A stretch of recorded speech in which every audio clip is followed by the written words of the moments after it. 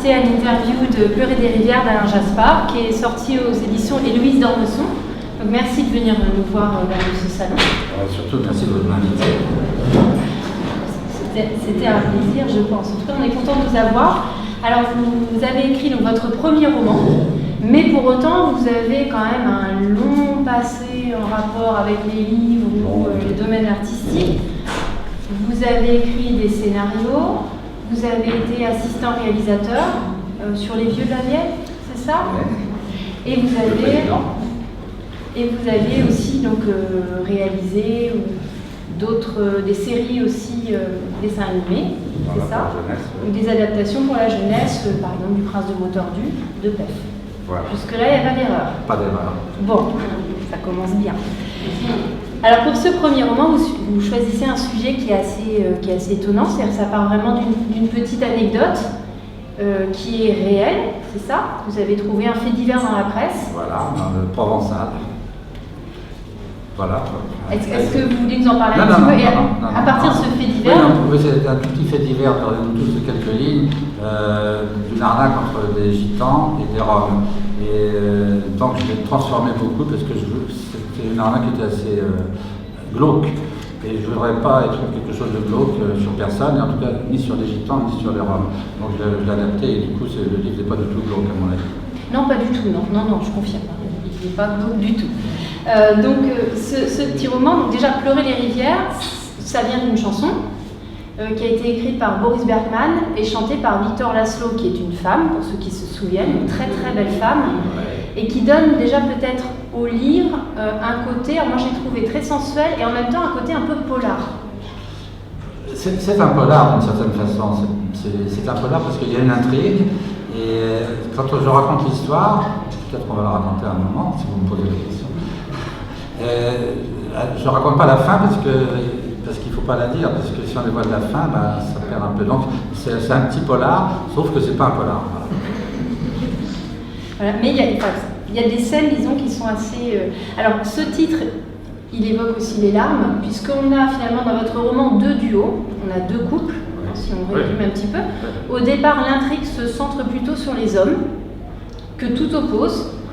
Puis après, vous nous parlez de ces deux femmes, et puis finalement, il y a un nouveau duo qui apparaît, c'est les deux femmes entre elles. Donc, il y a une sorte de symétrie comme ça qui se fait. On a dans un duo deux gitans, Franck, qui est ferrailleur, et puis Myriam, sa femme. Et de l'autre côté, donc elle a 7 enfants, elle a 8e. Elle vous ressemble physiquement. C'est vrai. Non mais c'est important. Non mais c'est important. Je ne suis pas pour la draguer. Ça sera après. Ça sera après le dîner, ça. Mais non, parce que c'est important dans l'histoire que les deux femmes se ressemblent. Et je ne voulais pas une gitane genre Esmeralda, noire, un peu noiraude, un peu comme notre gentille. Il ferait bien le rôle de gitane. Et je voulais pas ça, je voulais quand même justement le contraire de ce qu'on a d'habitude de voir des gitans. Donc, blonde aux yeux bleus. Les deux, voilà. Donc d'un côté, Myriam qui a donc 7 enfants qui attend le 8e. Et puis de l'autre, Séverine qui écrit des livres pour enfants et qu'elle illustre. Ce que j'ai fait justement beaucoup. Voilà. Alors, donc je sais de quoi je parle. Voilà, je vous poserai une question par rapport à ce que vous dites d'un roman du monde du livre jeunesse. Et ces deux femmes, donc tout oppose parce que Séverine, elle c'est la bourgeoise, elle habite dans le centre-ville parisien, elle a une vie, elle vit dans l'aisance, et elle par contre, elle ne peut pas avoir d'enfant, et chaque mois c'est le drame parce qu'elle espère avoir un enfant, mais elle ne tombe pas enceinte. Et donc elle pleure des rivières. Voilà, donc ces deux femmes qui n'ont vraiment rien à voir entre elles au départ vont se retrouver finalement mises en relation suite à une histoire de dérapage, parce que finalement tout part d'un dérapage à tous les sens du terme.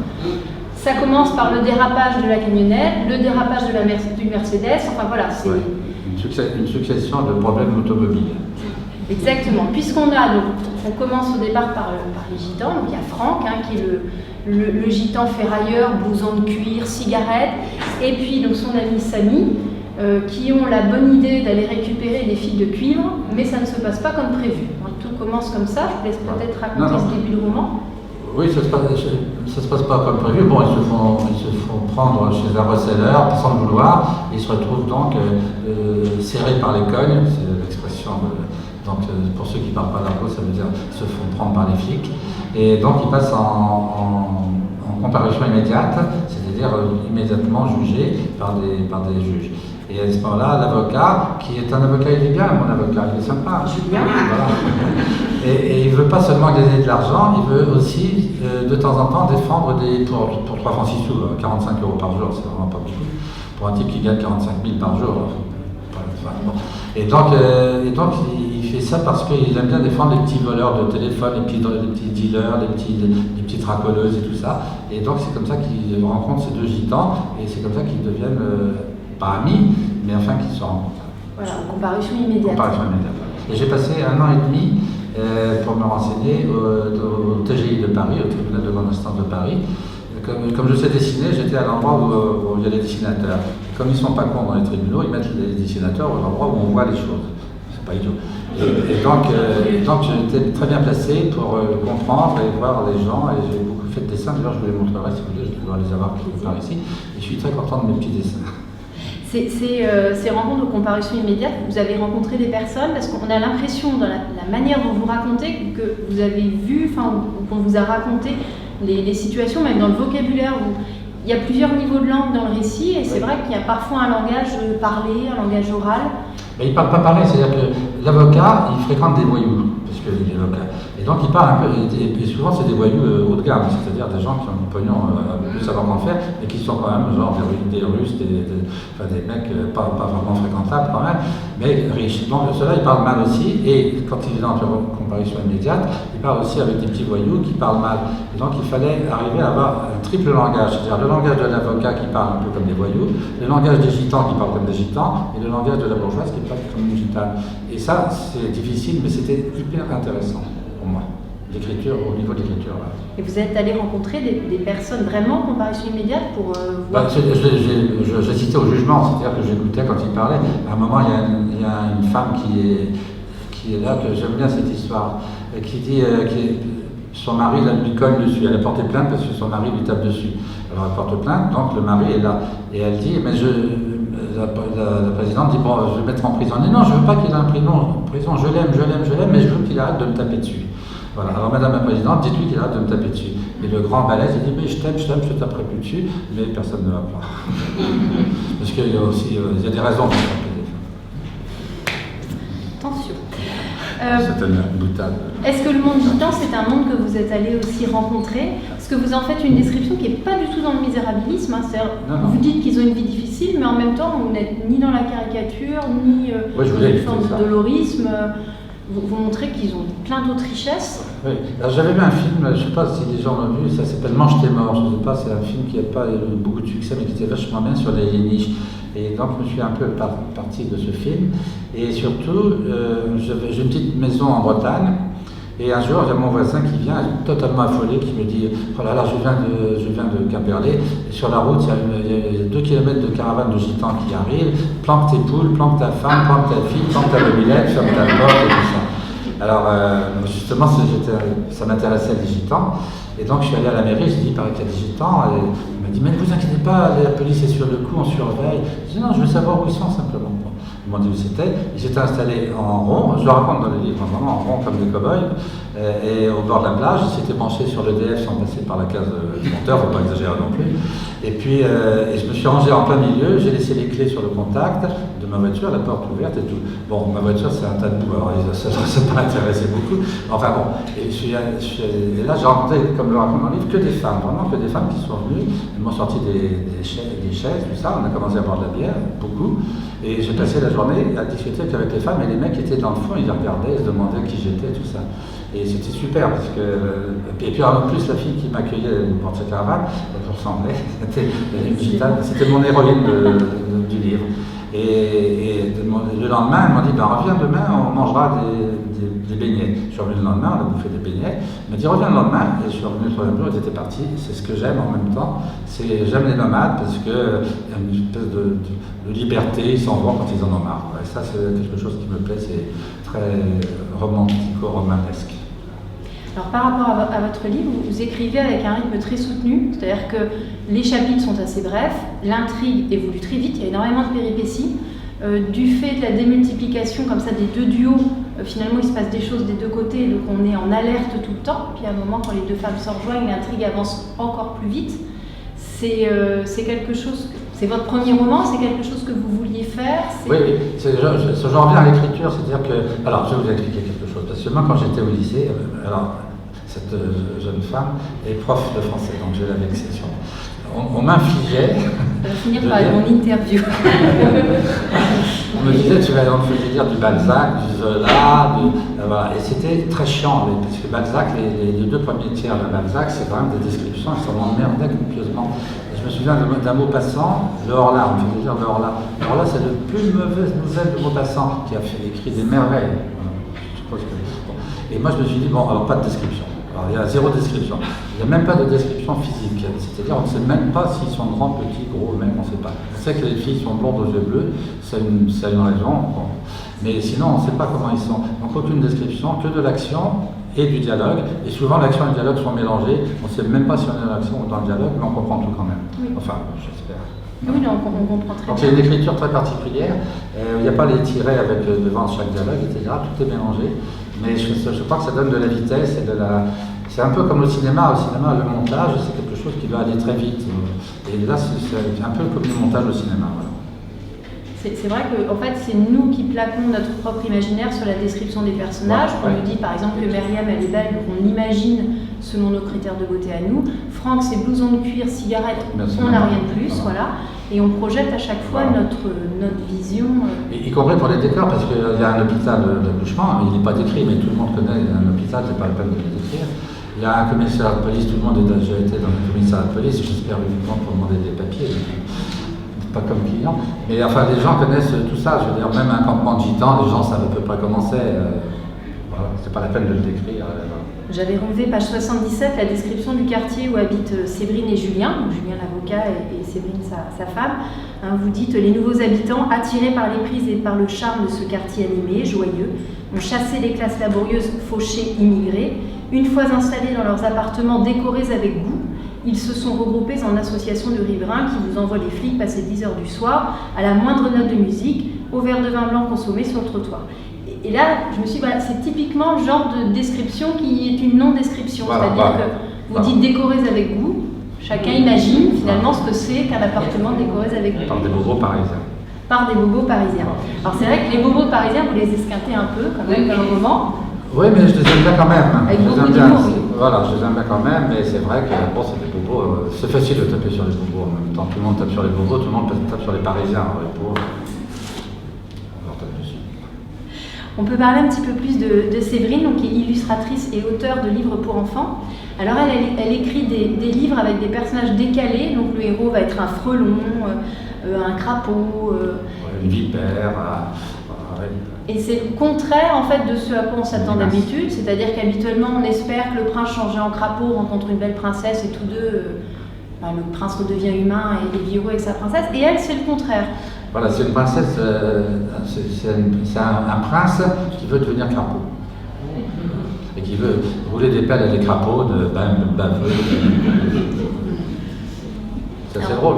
C'est assez drôle, d'ailleurs dans le chapitre 2, on commence, il y a une autre typographie et on est justement dans le... Oui, parce que c'est le récit qu'elle a écrit. Voilà, c'est le récit qu'a écrit Séverine, donc ça aussi ça participe de la rapidité du récit, c'est-à-dire qu'on est mis, c'est une medias res, comme ça tout de suite les pieds dans le plat. C'est important aussi de savoir que, alors pourquoi elle écrit, enfin moi je l'ai mis aussi parce qu'il y a un petit message un peu, c'est-à-dire que c'est pas parce qu'on ne connaît pas je veux dire, les crapauds, les frelons, tout ça, on ne les connaît pas, parce qu'on ne veut pas les connaître, parce que c'est affreux, parce que c'est... Et donc, il y a un petit message qui est séparé pour nous, les hommes. Quand on ne connaît pas les gens, eh ben, on se méfie, on ne les aime pas trop. Et donc, c'est quelque chose qui est... Voilà, un peu... Il y a deux choses dans ce livre dont je parle. Il y a ça, c'est des dadas un peu à moi. C'est-à-dire qu'il faut... Si plus on connaît l'autre, eh ben, plus on a de chance de l'apprécier, de l'aimer. Donc voilà, c'est un peu un truc antiraciste, en gros. Et puis il y a un autre passage sur l'excision, je sais pas si je raconte une excision. L'excision pour moi c'est une espèce d'horreur, et à un moment, c'est dans l'histoire, c'est pas juste, ça tombe pas du ciel, mais c'est une telle horreur que j'ai mis un petit passage sur l'excision et beaucoup de gens en ont parlé. Mais pas en mal, les gens en ont parlé en disant que j'avais raison d'en parler. Enfin, vous posez aussi une autre question dans le roman, c'est la question sur le droit d'avoir un enfant, sur le désir d'enfant, sur ce qu'on peut faire pour avoir un enfant, jusqu'où on peut aller. Oui, alors on peut aller très très loin, et donc les nanas, ils vont très très loin, ils vont quasiment à la GPA. Bon, le mot n'est jamais dit, mais c'est quand même une sorte, enfin pour les gens qui n'ont pas vu, je ne devrais pas le dire. Mais enfin bon, on peut aller très loin pour faire un enfant.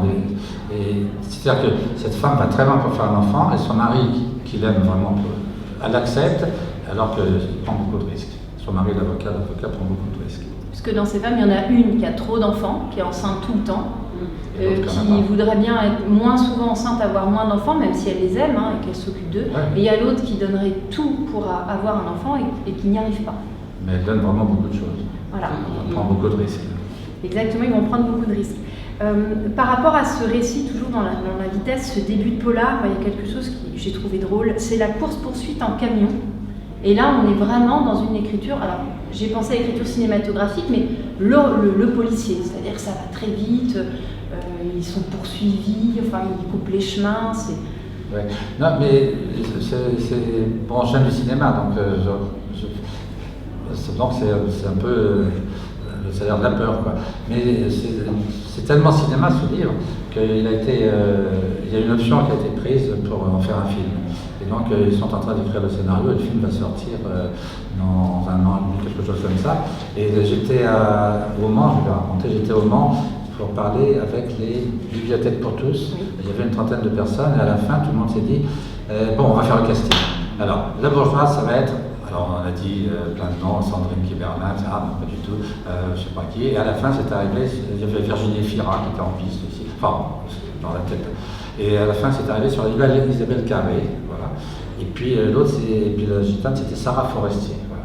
Enfin, je trouvais que c'était assez, c'est pas mal, voilà, pas mal. Pour les gens qui l'ont lu, je crois que c'est voilà. D'accord. Et donc je revenais à cette description, enfin quand même à cette description, même si vous ne décrivez pas précisément, vous êtes beaucoup dans une écriture dans le ressenti. Par exemple, par rapport au camion, là, la camionnette. Donc la camionnette s'est mise à tanguer, divaguer, tituber. Elle a grimpé sur le trottoir, toute la ferraille valdinguait dans un boucan pas possible. Elle s'est empéguée un phare sur un lampadaire dans un barouf de vaisselle cassée. Elle fumait de partout, elle glougloutait, elle grésillait, elle pchitait. On aurait dit une symphonie pour 8 casseroles et un autocuiseur.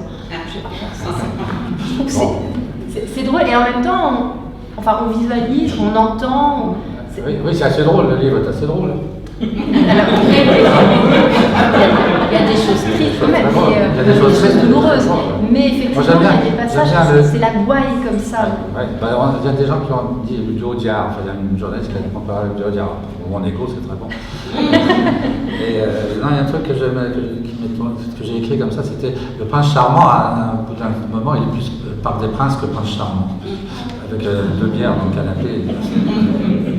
C'est pas comme ça qu'on voit d'habitude les princes charmants. Oui, voilà, les descriptions comme ça, donc on a l'histoire du dérapage. Cette écriture qui nous fait entendre, c'est aussi dans votre livre une écriture qui est vraiment dans le corps.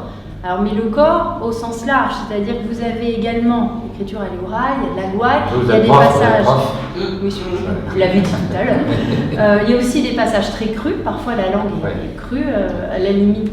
Voilà, c'est très très concret.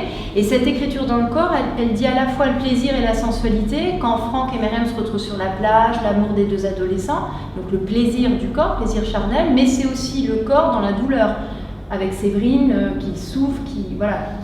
Oui, qui vit un drame chaque mois en fait. C'est le corps douloureux. Et une adolescence et une enfance qui n'a pas été très sur le plan affectif.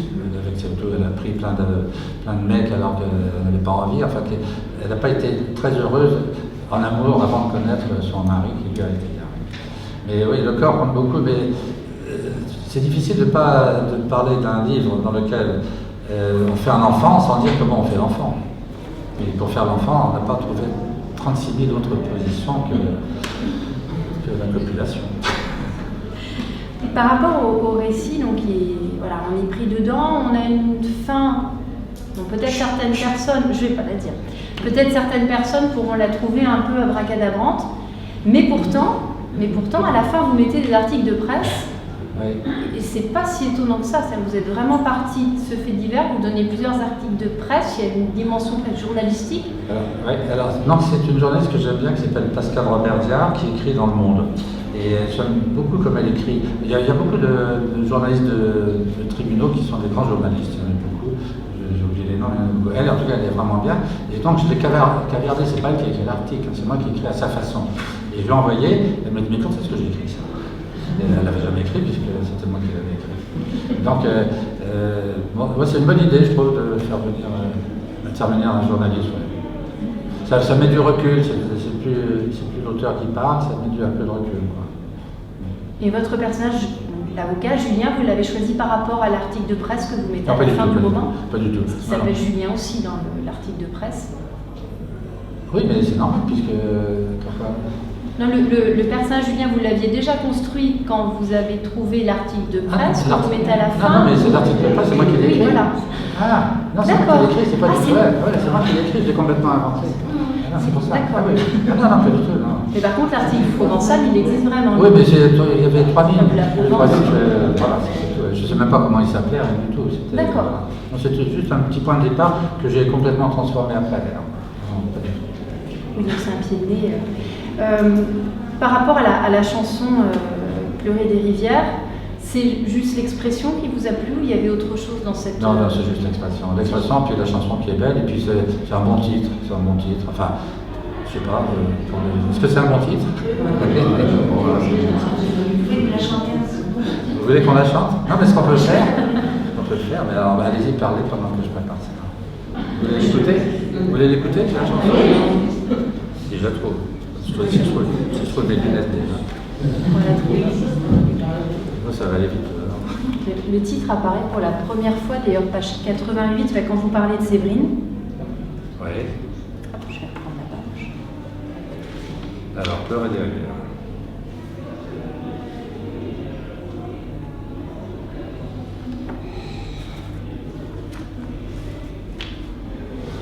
Voilà.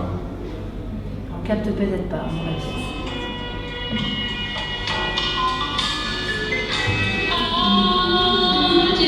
On va danser?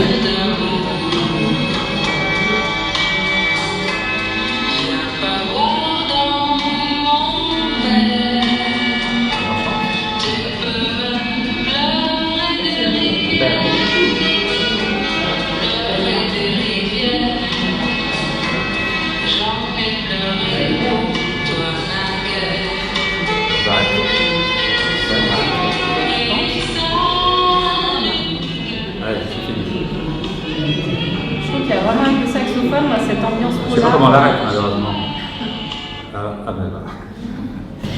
Elle est belle, hein? Oui, vous nous disiez tout à l'heure que le roman allait peut-être être adapté en film. Est-ce que vous, comme vous avez été scénariste, est-ce que vous allez être associé à l'écriture du scénario? Non, parce que bizarrement, les éditeurs, dans mon contrat avec l'éditeur, il y a écrit que c'est lui qui se débrouille pour le cinéma. Que j'ai rien à voir. Donc il discute avec le producteur et j'ai rien à voir dans l'histoire. J'ai eu un peu les boules, je n'avais pas lu bien mon contrat, j'aurais dû dire.